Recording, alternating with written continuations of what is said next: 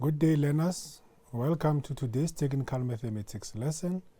My name is Mathule Latakomu, and this lesson is brought to you by Sci-Bono Discovery Center in collaboration with Gauteng Department of Education. Grade 11s, today we will be looking into our Term 3 revision, meaning we're going to check all the topics that we have done this term in a form of the exam types of questions. So let's look at our lesson objectives. At the end of this lesson, learners should be able to deal with trig ratios in solving of right angle triangle in all four quadrants, and you have to apply the sine, cosine, and area rules, and sketch and interpret the trig graphs, and also we have to answer question on circles, angles, and angular movement. Okay, so the first thing that we need to look into before we deal with trig is our information sheet, and then this is the part of information sheet that you will have in your test or exam in terms of trigonometry. So this is what we be dealing with. You know that this is the formula for sine rule, and then that one is for cosine rule, and then we have the also formula for the area rule, and then we also have what we call the square identities, and then you know that in trigonometry you must know how to convert angle from radians to degrees. So that's basically your information sheet for trigonometry. Okay, we're looking into our first activity. You can see that the first activity is out of 15 marks question 1. We have this type of questions, then we know we must answer them. So we look into 1.1.1. So in 1.1.1, we are saying, okay, 1.1, we are given P is equal to 119 degrees and Q is 61 degrees. So angle P is 119 and angle Q is 61 degrees. And then the question says we must determine 1.1.1 cosec of P multiplied by tan Q. So the first thing that we need to know here is to say, okay, with cosec, remember, trig reciprocals, how do we convert that to our relevant trigonometric ratio? We know that when we have cosec, we look into letter number 3 there, which is S, and S represents sine. So basically we are going to have 1 all over the sine of P is 119 degrees. Then we multiply it by the tangent of Q, which is 61 degrees. Is 61 degrees.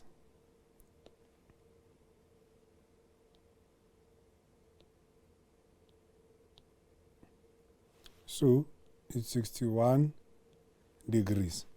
Now we know that we have sine and cos on our calculator. We will say 1 over sine of 119 multiplied by the tangent of 61 degrees. So basically here you just do the direct substitution on your calculator, and we are going to get 2,06. So looking into the mark allocation is 3 marks. So marks, how are they allocated? You will see that 1 mark, it will be maybe for your reciprocal, substitution of angles, and answer. That's where we get your 3 marks. So now we check 1.1.2. 1.1.2, it says cos squared into P plus 2Q, right? So now cos squared, it means we are having the cos of P plus 2q multiplied by cos p plus 2q. So basically that one tells us that we have it 2 times. So that's how we can punch it in a calculator. And then what are we going to do? We are going to see cos p, which is 119 plus 61 multiplied by cos p, which is 119 plus 2 of 61. Then we can punch in our calculator, then we get our answer. So we have cos of 119 plus 2 into 61, then multiply by another cos of 119 plus 2 into 61. Then you find that your answer there is going to be 0.24. So it will be 1 mark for answer and 1 mark for substitution. So that's how we can answer that type of a question for 2 marks. So 5 marks, we just had to use your calculator in terms of substitution and pressing in your calculator. Okay, moving forward, we have 1.2 given 1 over 2 tan theta is equal to 2, where theta is element of 0 and 90 degrees. So as a learner, you need to know how to read these restrictions or interval. So you can see that from 0 to 90, it means theta is greater than 0 and less than 90, which is the first quadrant. But the question says, show without the use of a calculator that sine squared theta plus cos squared theta is equal to 1 for 6 marks. So we have 1 over 2 tan theta is equal to 2. What we need to do there is to firstly make the trig ratio, which is tan, the subject of the formula. So if I say 1 over 2 tan theta is equal to 2, then I divide both sides by 1 over 2. I divide both sides by 1 over 2, then 1 over 2 will divide 1 over 2 there. Then the tan of theta is going to be, if you're saying 2 divided by 1 over 2, which is going to give you 4. So now, we all know that if that is the case, with 4 is divided by 1, if I want what is the ratio of that tan. So ratio, we know that when you go to your tour, tan, it tells you that it's opposite over adjacent. It means it's your opposite over adjacent. Right? Then, opposite we know that is represented by y and adjacent by x. So those are the basic things that learners need to understand in terms of your Cartesian plane there. So now, what we're going to do is to now draw our Cartesian plane. Remember, tan is positive in the first and the third quadrant because our tangent here is positive. That's one thing that we need to check. Where is tan positive? Because our tangent is equal to positive 4, which is tangent that is positive. And tangent is positive in the first and the third quadrant. So now we look into the restriction. Restriction says theta is element of 0 to 90. If it's greater than 0 and less than 90, we are talking about the first quadrant as well. So now you check, in which quadrant do I have 2 ticks? You can see that is the first quadrant, and that's where I can draw my right angle triangle with the angle of theta. Then from my right angle triangle, then I will know that I have my x, my y, and my r. Right? So, based on the represent 4, x represent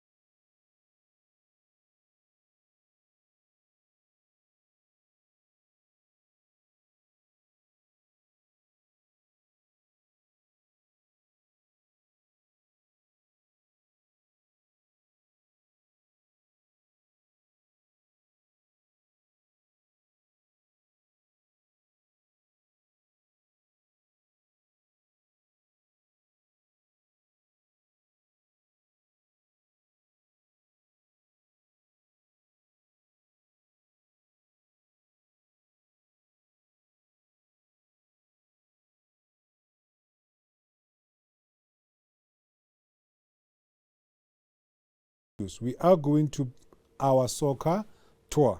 So soccer tour, it says sine is opposite over hypotenuse.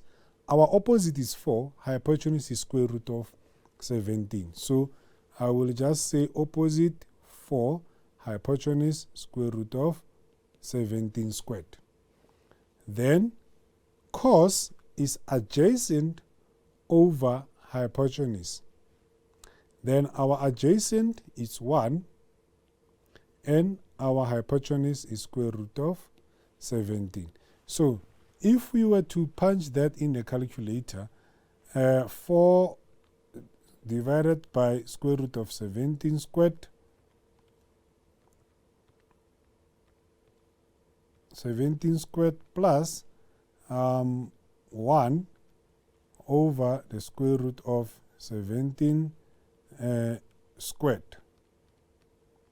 You will see that the answer that you get there is equal to 1. That is the answer that you will get there, equal to 1. So basically that's how we are going to calculate that one. And in terms of marks again, we can have 1, 1, and 1 there. So that's where we can have our 6 marks. Remember, the question says we must prove that sine squared theta plus cos squared theta is equal to 1 in terms of the calculations there. So that's basically what you needed to do in this type of a question. So looking into 1.3, we have to solve for x. And it says sine x is equal to tan 318 degrees, where x is element of 0 to 360. So in this type of a question, we call it your trigonometric equations. In trigonometric equations, we calculate x in terms of this angle.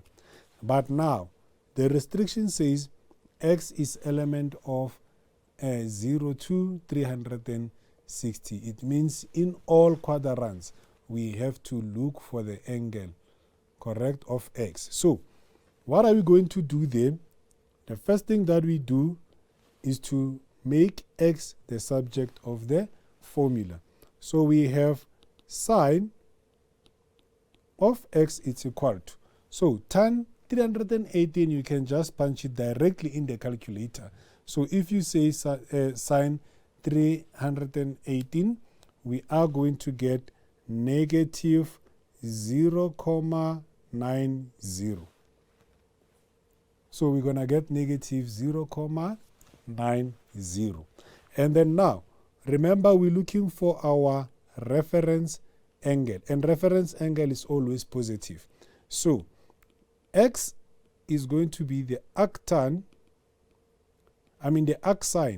of 0.90. So x it will be. So if you're saying the arcsine of 0.90, then we are getting an angle of 64.16 degrees. That is our reference angle, and which is in the first quadrant. So now, what is it that we need to look into? Important thing is that sine is negative here, because our sine x is equal to negative 0.90. So for us to get other angles, we're looking into where sine is negative. So if you have your Cartesian plane, you know that it's your all student take coffee. So sine is positive in the first and the second quadrant. In the third and the fourth quadrant, sine is negative. It means what we're going to get the angle in the third quadrant, where 180, where we have an angle of 180 plus x. So we are going to say x is equal to 180 plus 64.16. That's where we are going to get the first angle then. And then the second angle, we are going to check the fourth quadrant, because that's where our sine is negative, right? So in the fourth quadrant, we are having 360 minus 64.16. Then x it will be, or x it will be. So those are the two values of x that we are going to get there. So if you say 180 plus 64.16, we are getting 244. We are getting 244.16 degrees.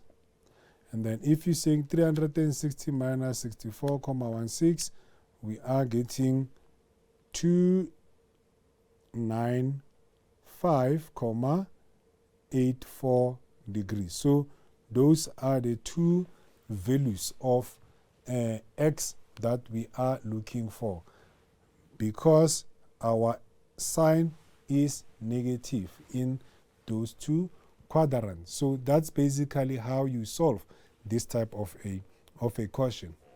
Okay, we're looking into activity number 2.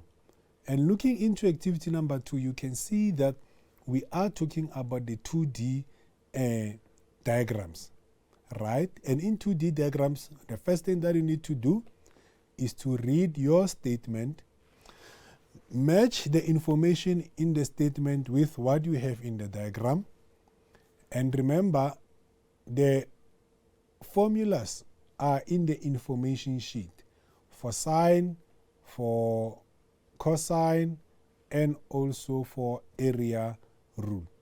And you also need to know the trigonometric ratio when you have a right angle triangle.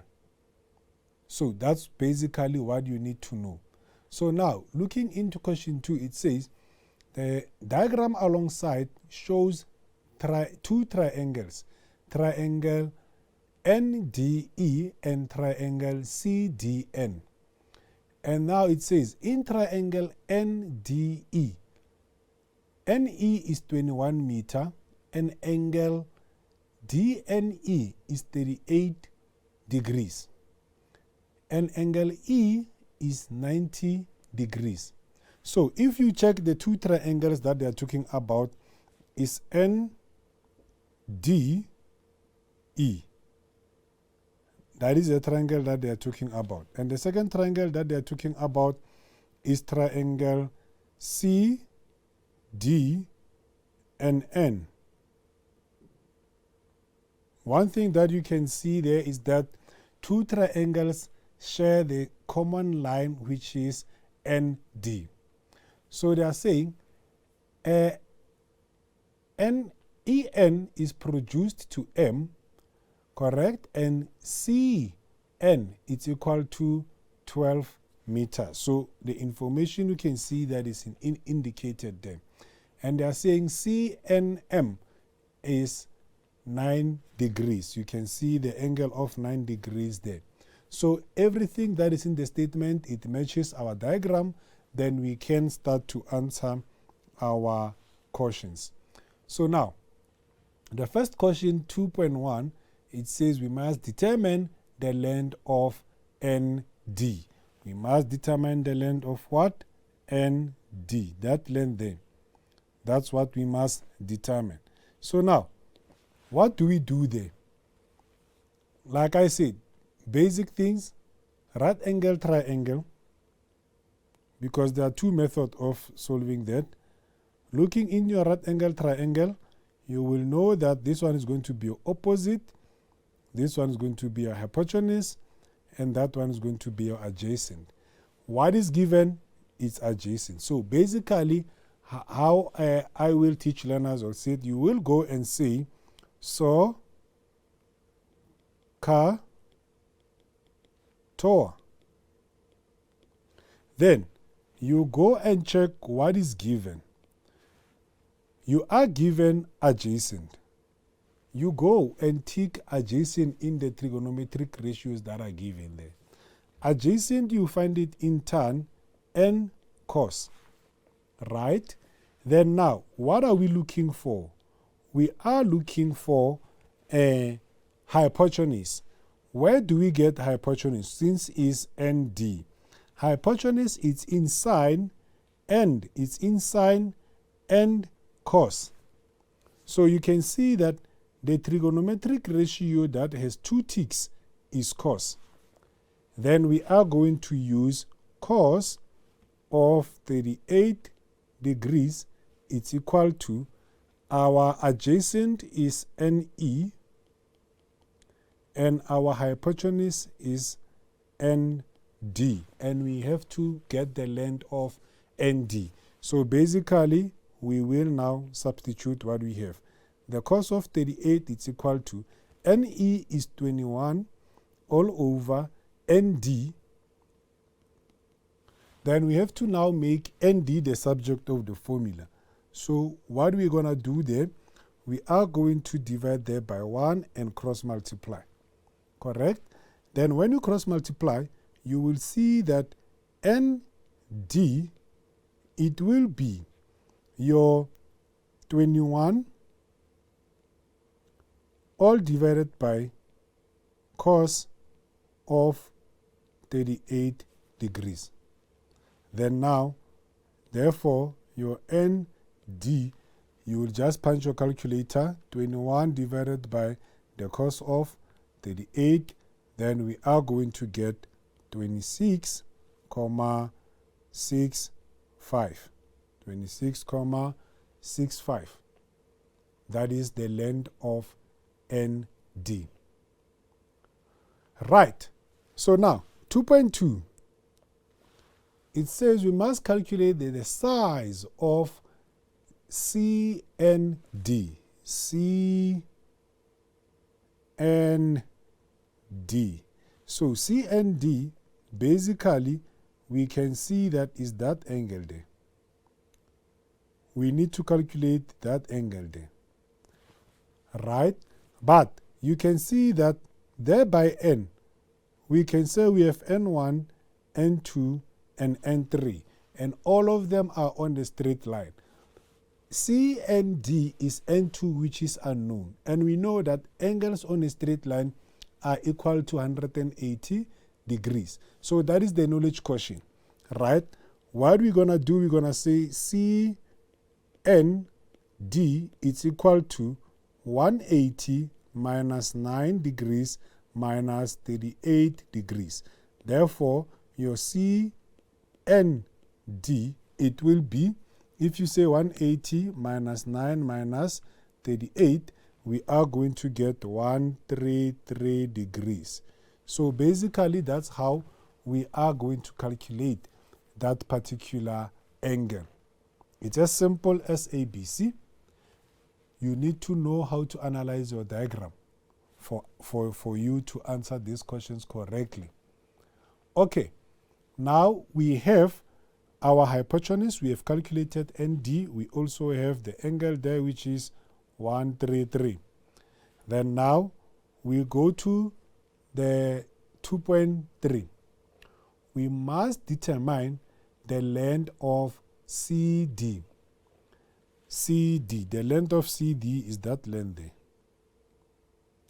But check from the previous questions or questions that we have answered. ND, we know that is 26,65. So ND is 26,65.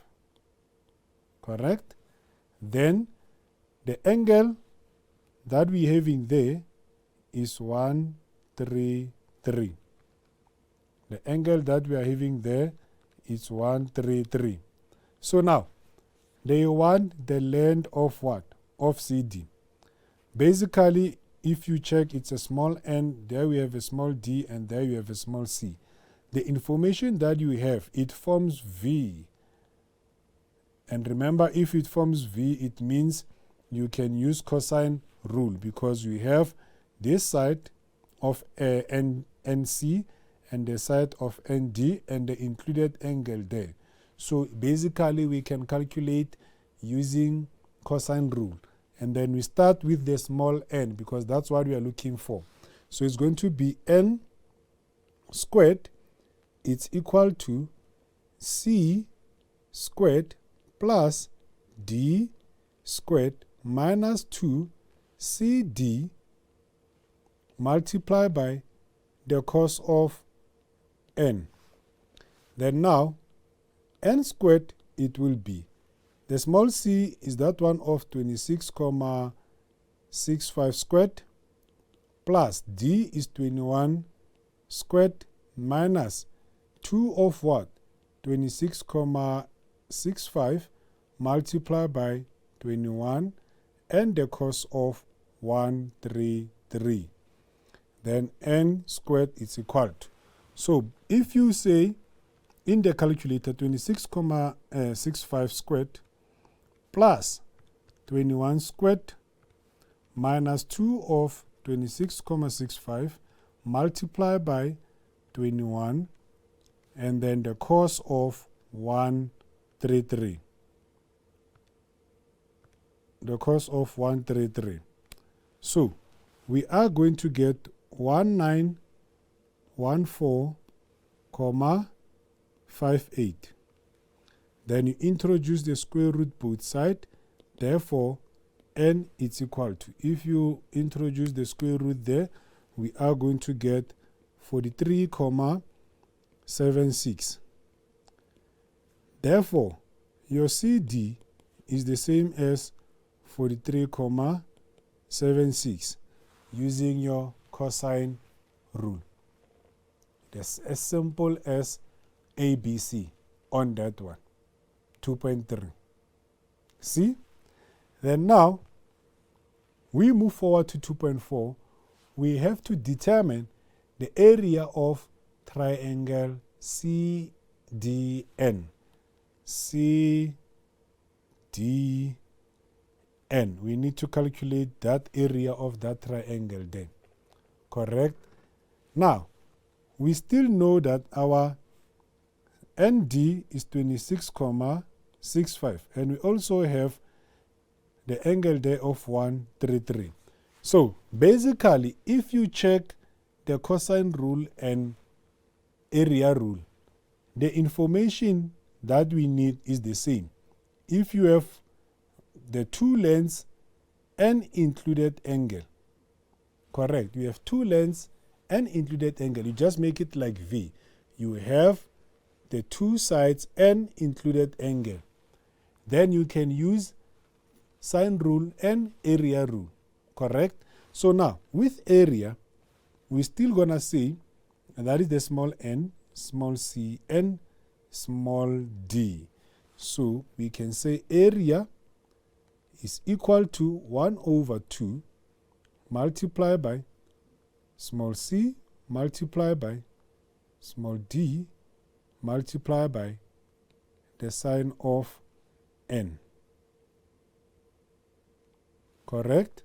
That's how you can write it. Then we know that it's 1 over 2 of 26,65 and 21. The sine of 133. Then you'll punch that in the calculator. 1 over 2 into 26,65 and 21 multiplied by the sine of 133. Then we're going to get our area as 204,65. So we can say meters squared. But we know that we don't penalize for the units. Correct? But area, you know that the units have to be in squared. So that's basically how you answer this type of question. And look how they are linking. Correct? You calculated ND. After calculated ND, you are asked to calculate the angle of CND. After getting the angle of CND, the information in 2.1 and 2.2 is required in 2.3. We use it to calculate the length of CD. We also use it in 2.4 to calculate the area of that triangle CDN. So you can see the link up of those questions. Okay, now we are done with our activity 2. Looking into activity 3, we are given the functions defined by f of x is equal to cos into x minus 45 degrees and g of x is equal to minus 2 sine x, where x is element of 0 to 360. Very important, our domain there, it's a restriction. It tells you that we have to sketch graphs, and the graphs that we need to sketch, they start from 0 and it must end at 360 degrees. Given the function f of x, you can see the function of f of x there, that it has a horizontal shift, correct? And then we're looking into the one for g, it just have the amplitude there of 2. So we need to sketch the two graphs. So basically, I know that learners will just put them in the calculator and get the values of x and y. right? But if you were to do it manually, we know that for f of x and for g of x, we will firstly get the period of those graphs. Period, which is 360 divided by 4, because not 4, sorry, 360 divided by 1. It should be 360 divided by 1, not 4, because the formula for period is 360 divided by k, so it's 360 divided by 1, because k, it will be the value in front of x, and the value in front of x, we can see that there is a ghost 1, then we get 360. It means the period for that graph is 360. Same applies with the graph of g. If you're saying 360 divided by k, and k is the number in front of x, which is 1, then is 360 divided by 1, which is going to be 360. It means both graphs have the period of 360 degrees. Then, from the period, you get critical values. Critical values, you are getting your period and divided by 4, which is 90. And we also have the critical values there, which is the period divided by 4, which is 90 degrees. It means that both graphs, they will be running in an interval of what? In an interval of 90 degrees, right? But what happens to the graph of f? It has what we call, I call it the shifting part. I call it the shifting part. So how do we do that? We are going to say, okay, what do I have inside the bracket? I have x minus 45, and I equated that to 0. When I equate it to 0, then I make x the subject of the formula. I found that the x is 45. Then if x is positive 45, then it tells me that my graph will move or will shift 45 degrees to the right because it's positive. Correct? So this graph, like I indicated, that it has a horizontal shift. And if you want to know whether it will shift to the left or to the right, you take what is inside the bracket, you equate it to 0, then from there you will see if x is negative a certain angle, it will move to the left. If x is positive a certain angle, it will move to the right. So now, in our case, x is positive 45. Hence, our graph will move 45 units to the right. Okay, so in sketching the two graphs, you will just punch them inside the calculator. We can start with the graph of g. With the graph of g, it's simple. You will just say negative 2 sine, then you close the bracket. Then you will just say negative 2, the sine, and then you put it like that in your calculator if you want to do it manually. But remember, the interval are within 90 degrees. So it's 0, 90, 180, 270, and 360. So if you say sine of 0, we're getting 0. We substitute the x values there. So the sine of 90, we are getting negative 2. Sine of 90, we get negative 2. Then if we say 180, we are getting 0. And when you go to your 270, we are getting 2. 270 and 2, and 360 and 0. According to our restrictions, our graph will move from 0 to 360. And that is the period of that graph. So we are going to join those points properly there. You can see how they go. Just like that. Correct? And we indicate that, okay, that is the graph of G. That is the graph of G. Then now, we need to now sketch the graph of what? the graph of f. Let's look into the graph of f. Remember, in the calculator, you are going to get cos x minus 45, correct? But our graph, because it has interval of 90s and it's moving 45 degrees to the right. So basically what it means is that if the graph was supposed to start at 0, it has moved 45 degrees to the right. From 90, it moved 45 degrees. 180, it moved 45 degrees. 270, it moved 45 degrees to the right. Hence, you see your 45, 135, 225, and 315. It shows that the graph has moved 45 degrees to the right. So, basically, in the calculator, you're going to say cos. You will put it the way I'm putting it.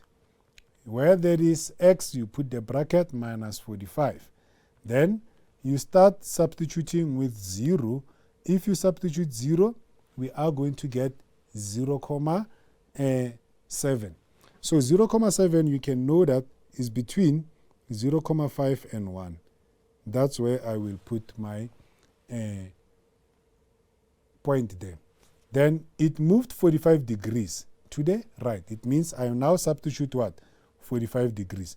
And when I substitute 45 degrees, there I get 1. Right? Then now it moved to 90. When I substitute 90, I get 0,7 as well. Then from there, we move to 135. At 135, we get 0. Then we move to 180. At 180, what do we get? We get negative 0,7. Then at 225, we get negative 1. 270, negative 0,7. And then at the 315, we get 0. Then at 360, we get 0,7. So now, basically what I'm going to do, I will just join those points. I will just join those points.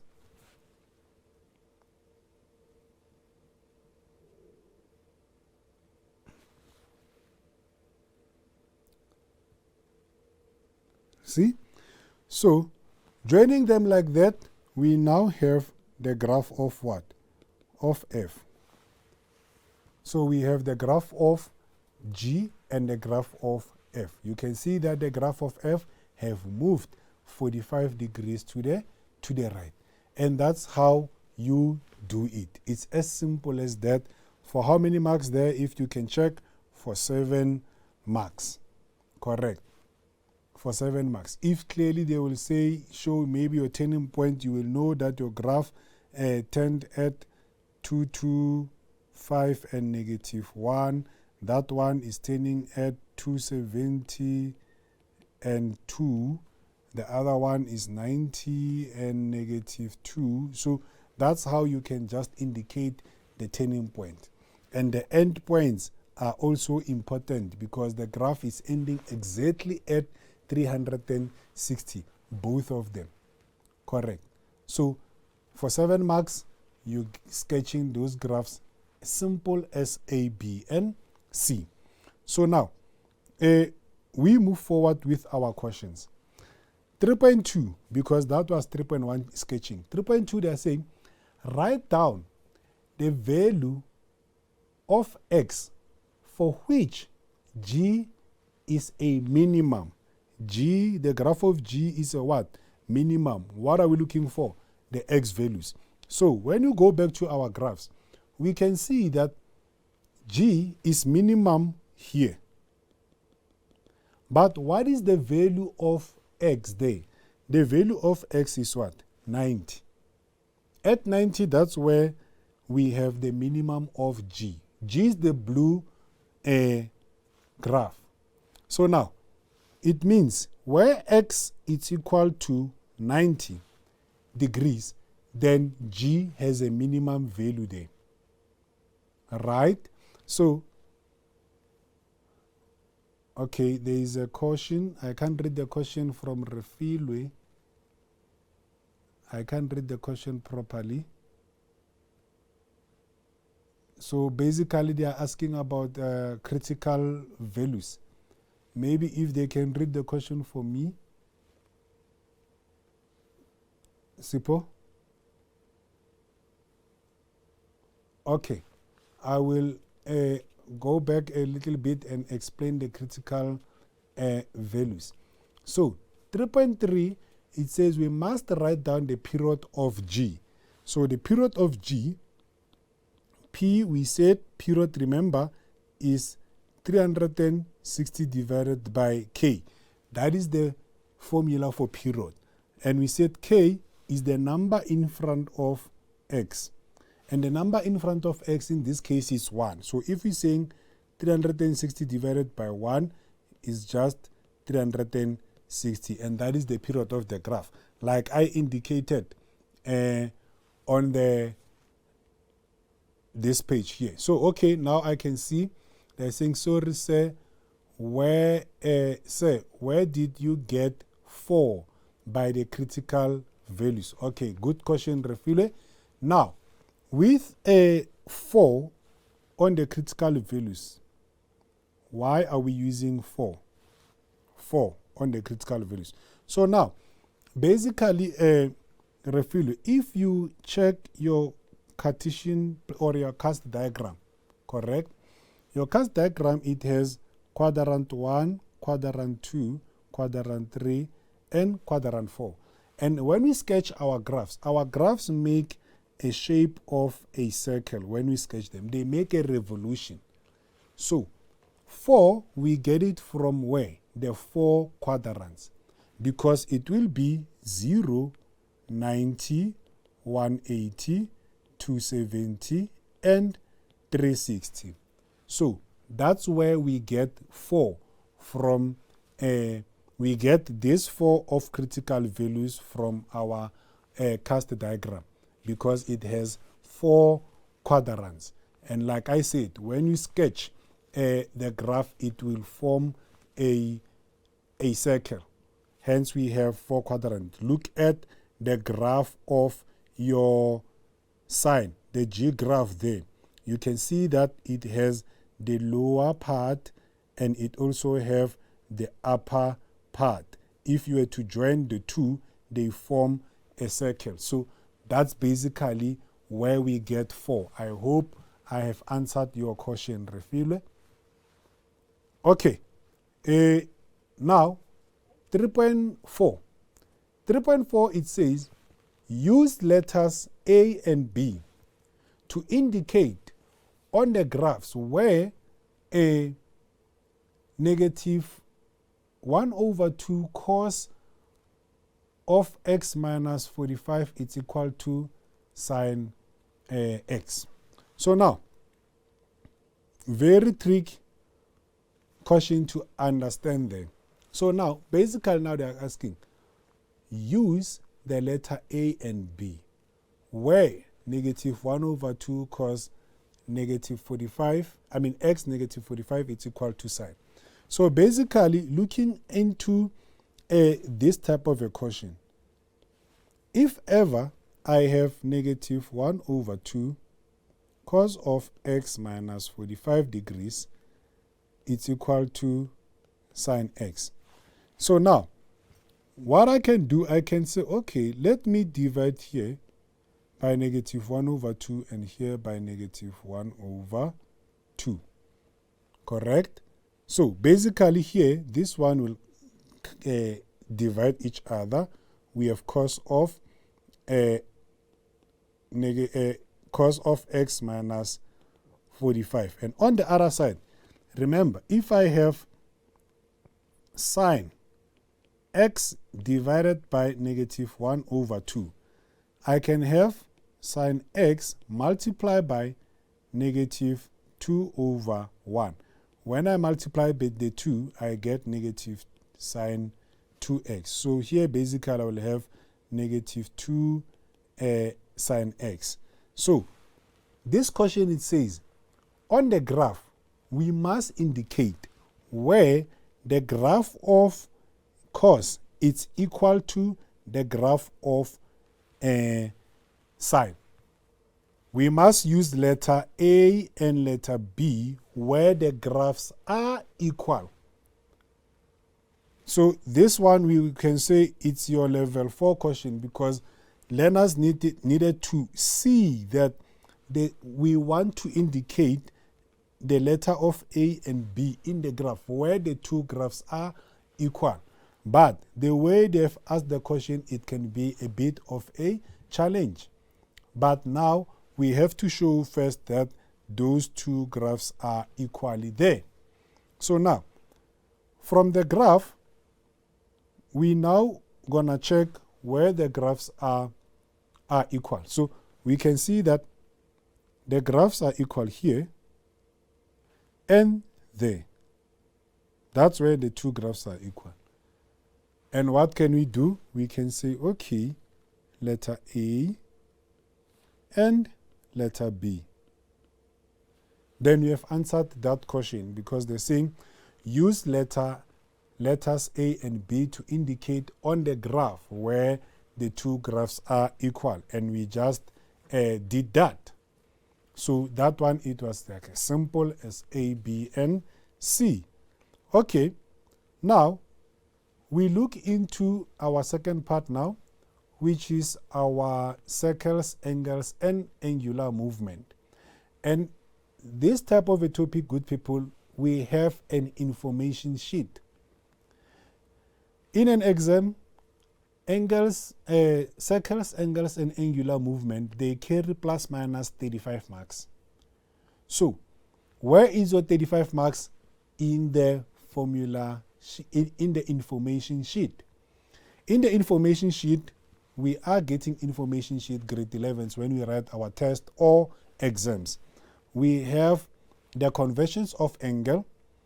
And then what I like about this information sheet is that the formulas are given in full in words that are also describing the whether variables or symbols on the formula.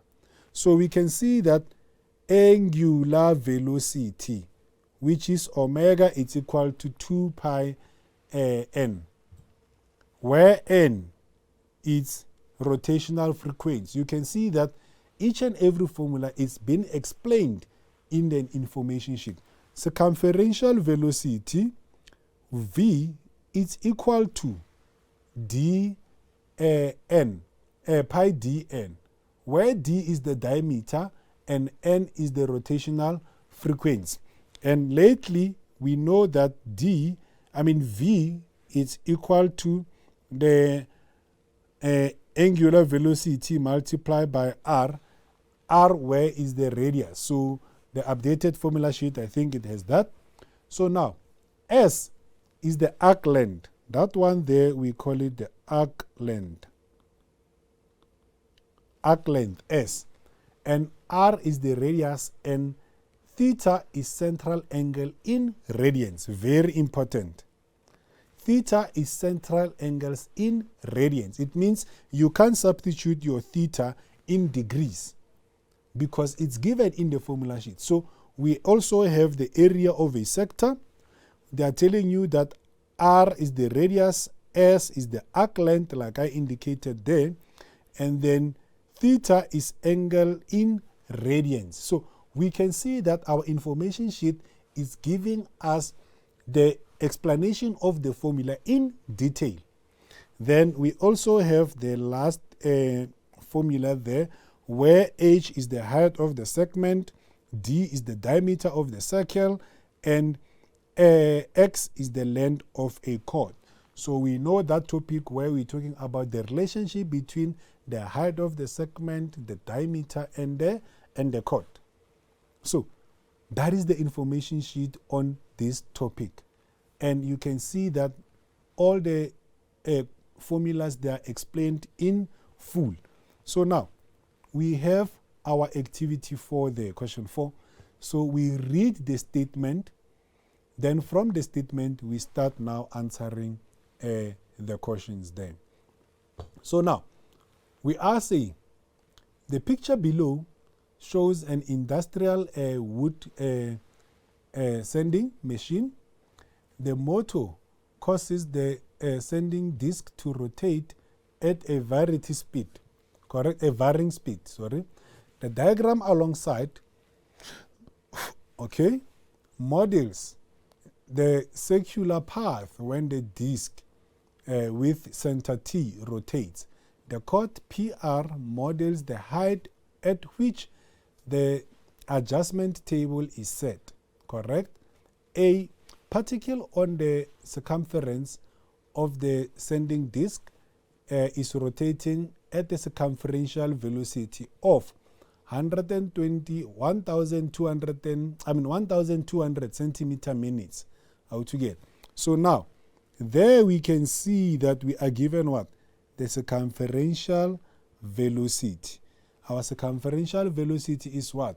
1,200 centimeters per minute. So now, we are given the circumferential velocity. The radius TR of the disc is 60 millimeters. 60 millimeters. And the H represents the minor height of the segment in relation to the chord. We can see there the H there. So now, if you check this information, we can see that we have now centimeters and millimeters. What does it tell you? It tells you that learners need to know how to convert. And converting, very simple. Remember, for you to convert units, you must know kilometers, meters, centimeters, and millimeters. That's what you need to know. That from kilometers to meters, we multiply by 1,000. From meters to centimeters, we multiply by 100. From centimeters to millimeters, multiply by 10. Correct? We multiply by 10, not 100, but 10. 10 there. We multiply by 10.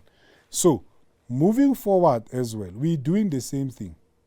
Correct? Moving forward, we're doing the same thing. We divide by 10, we divide by 100, we divide by 1,000.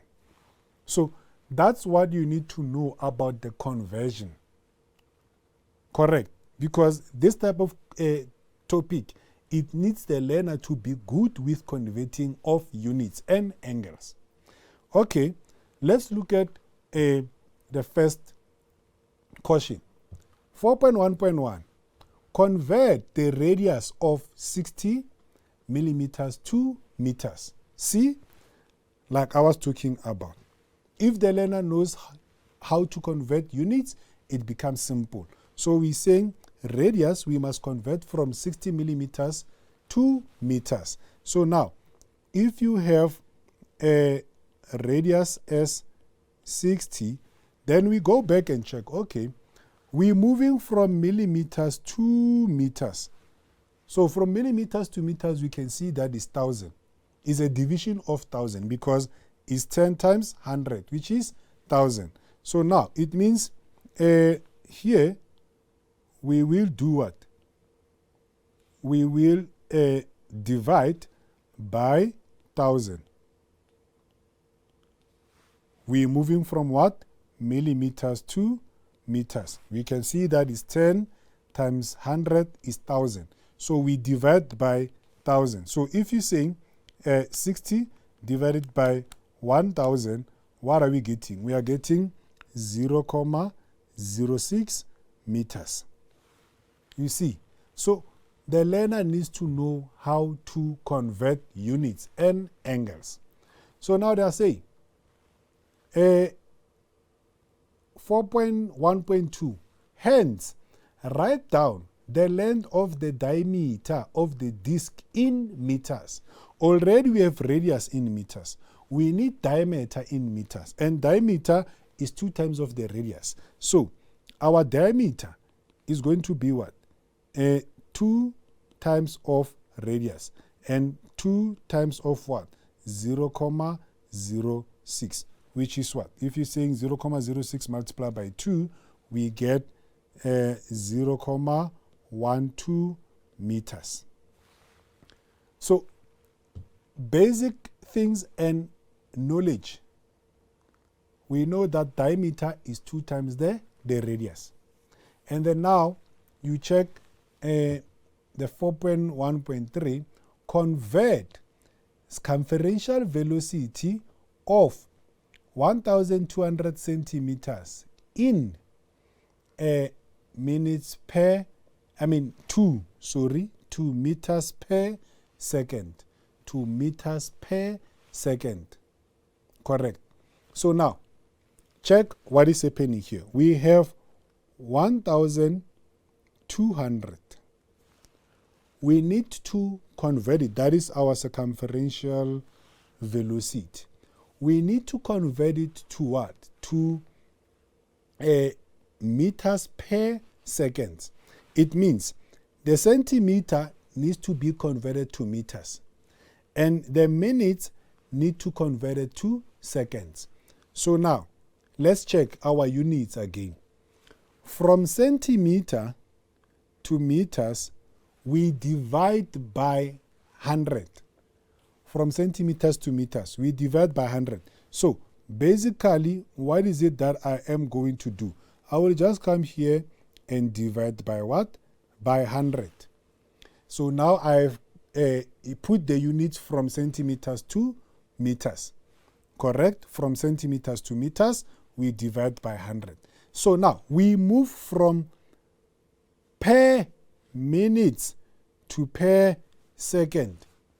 Different between convert from minutes to seconds and centimeters per minutes to centimeters per seconds. So that one, when we're saying minutes to seconds, we will divide by 60.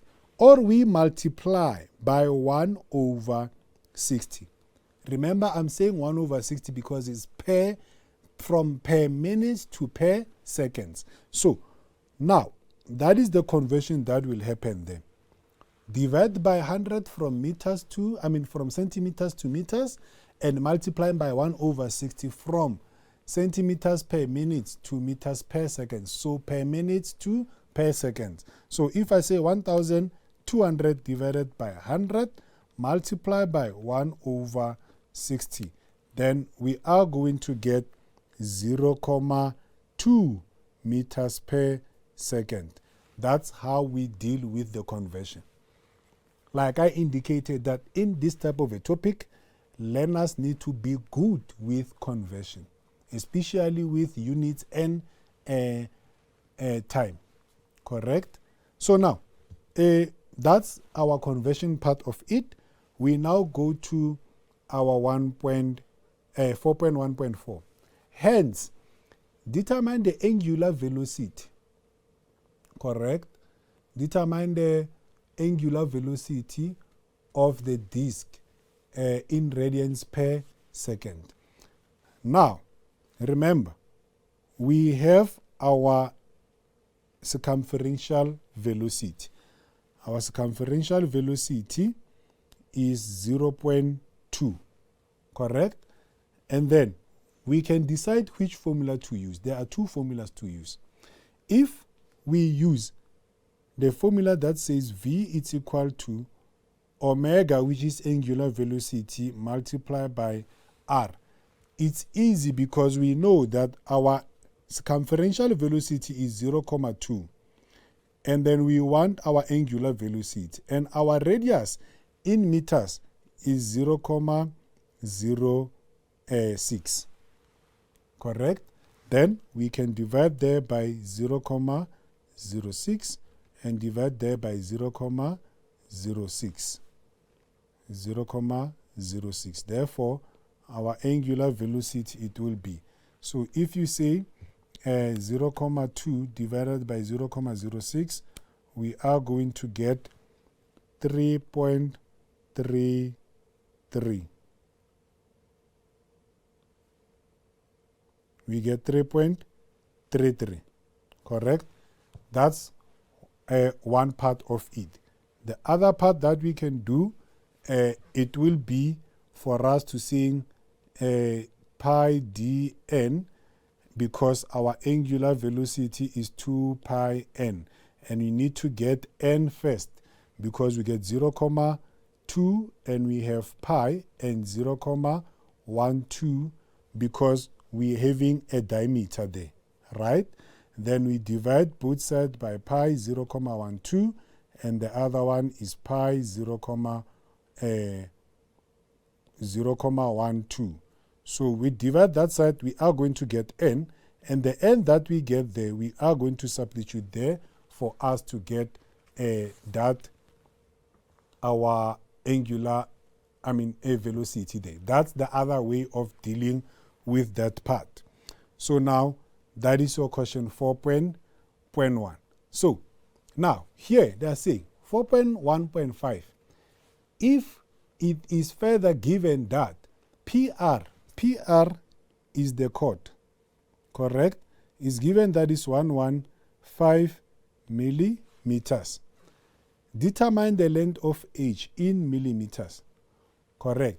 Now, remember, here we are talking about that H there, the height of the segment.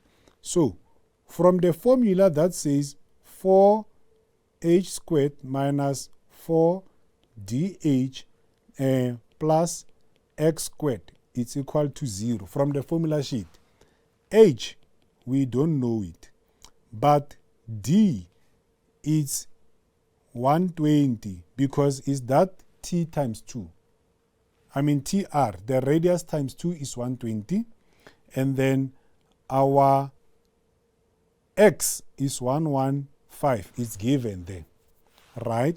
So, substitution there is going to be h squared minus 4 d h plus x squared.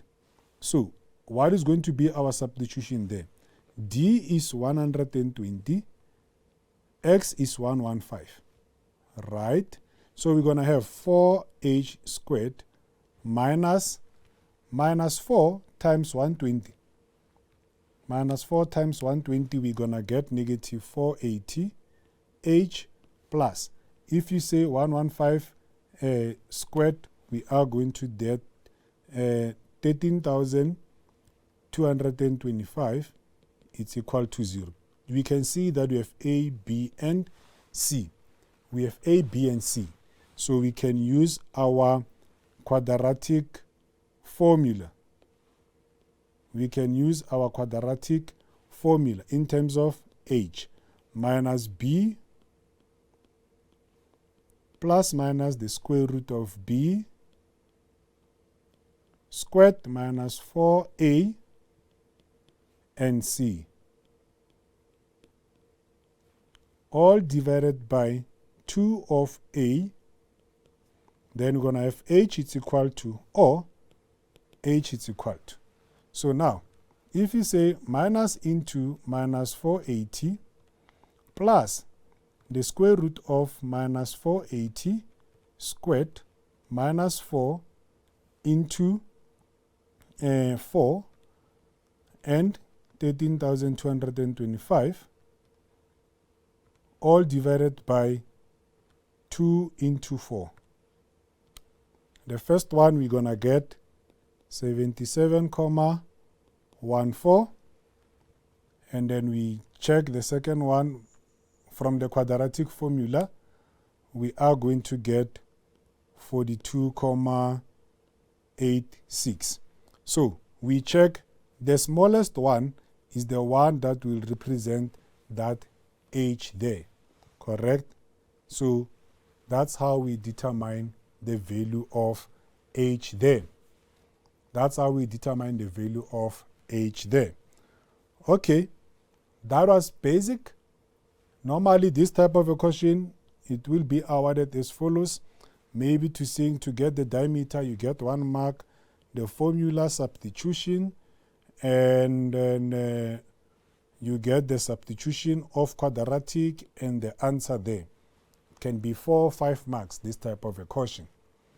Okay, now that's how you answer this type of questions. And you can see that formulas, we took them from the information sheet. So 4.2, it continues question 4 or activity 4. So it's saying the picture below shows a pulley system used to draw water from the well. Correct? The diagram below the picture models the scenario. So we have the picture and the diagram that models the scenario.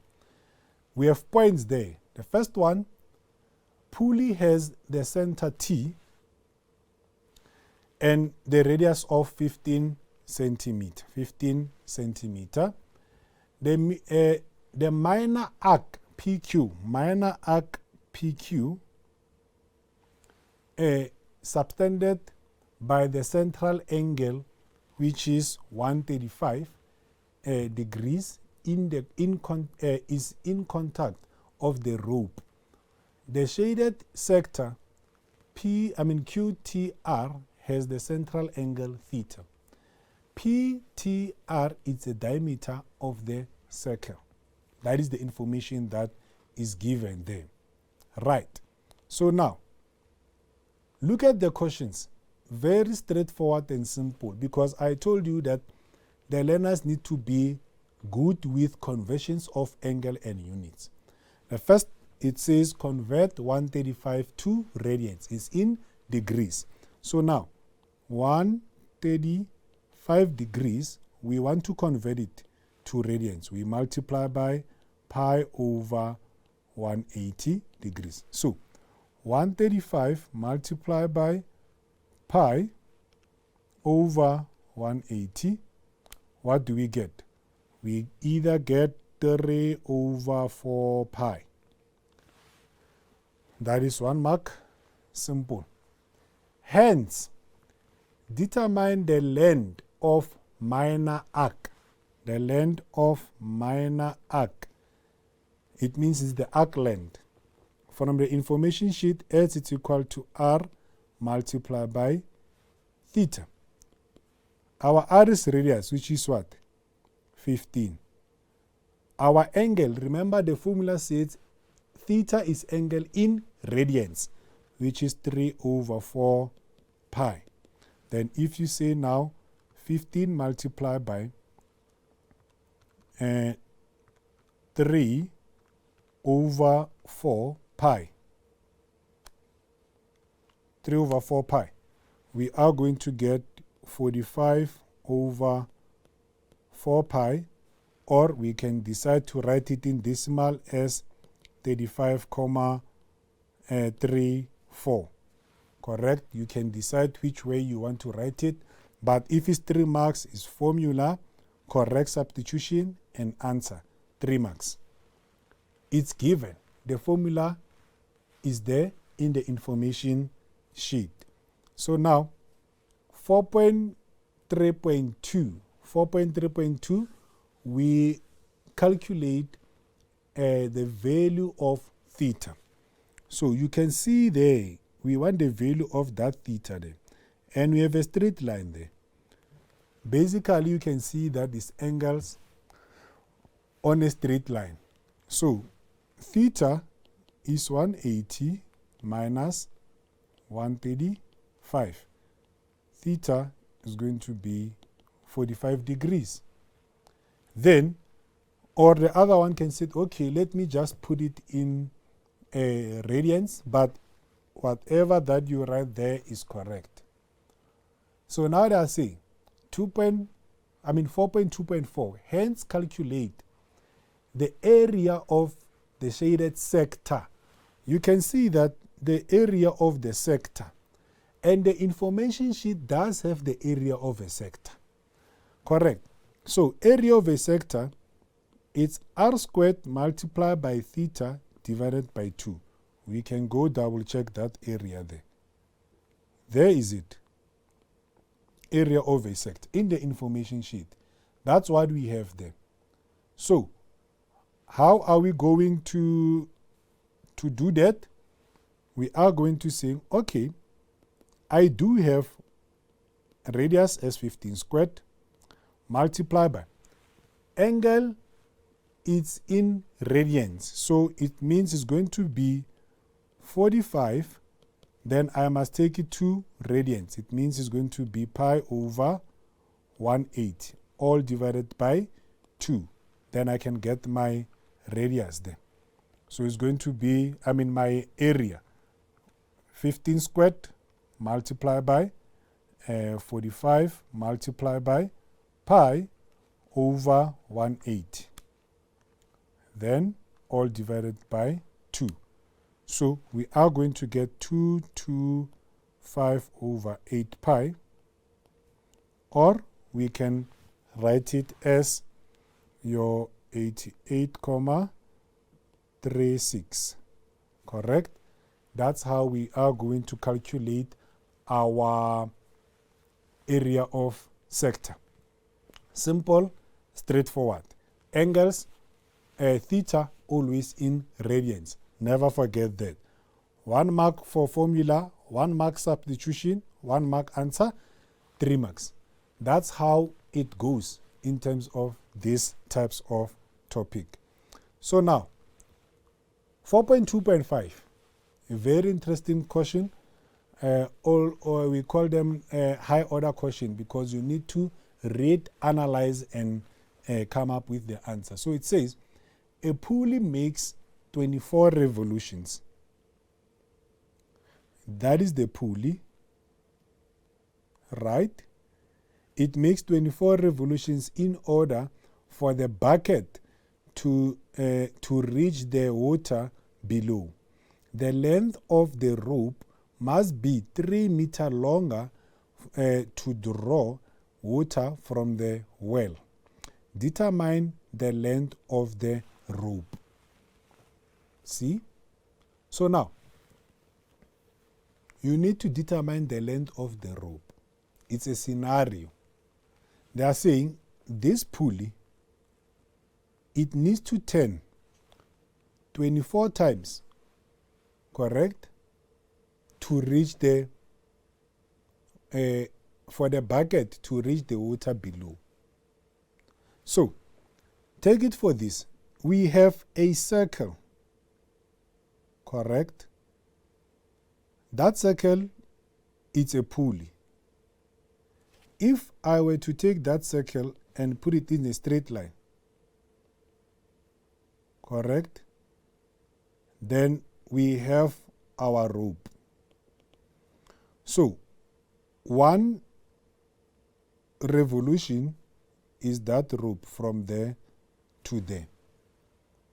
That's what you need to understand. That circle, 1 revolution of that circle, it makes a piece of a rope.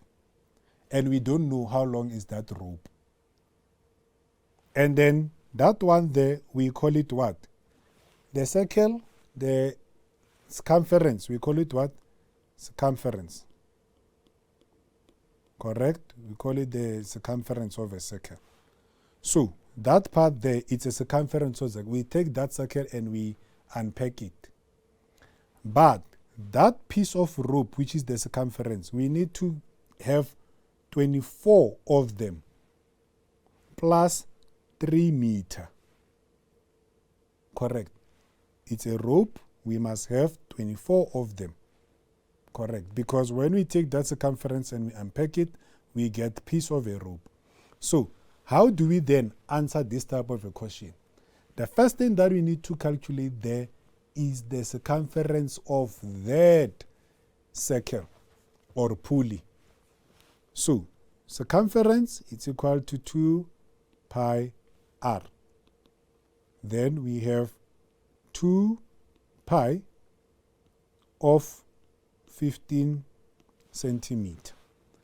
Then, if we say 2 pi of 15, we are going to get 30 pi centimeter. Right? So now, it means the distance from there to there as part of the rope is 30 pi centimeter. We said we must have how many of them? 24. It means I will then do what? I will then multiply here by what? By 24. If I multiply by 24, then what am I getting in terms of our rope now? It's going to be 30 pi multiplied by 24. We get 720 pi in centimeter. But they said this thing must be 3 meters long. It means I need to get this with in meters. So we know that from centimeter to meters, we divide by what? By 100. So it means that rope is going to be, if I divide it by 100, I am going to get 36 divided by 5 pi, right, in meters, plus 3 meter long, correct? So if I plus it by 3, then basically I will get 25,62 meters. That is going to be the rope that we need for the length of the rope that we need for the bucket to reach the well, the water there in the well. So that's basically what we need to do. If you check, we're going to get 1, 2, 3 marks for circumference, 24 with the method, conversion, correct, and then adding of 3. You can check 1, 2, 3, 4, 5, 6. 6 marks of that question. So those are high order question. You need to take that scenario and put it in practical for you to answer that question very well. So this is the end of the lesson, and I hope you have benefited from this lesson. Remember, we learn by repetition. You must go and practice with the previous exam question papers, and I thank you.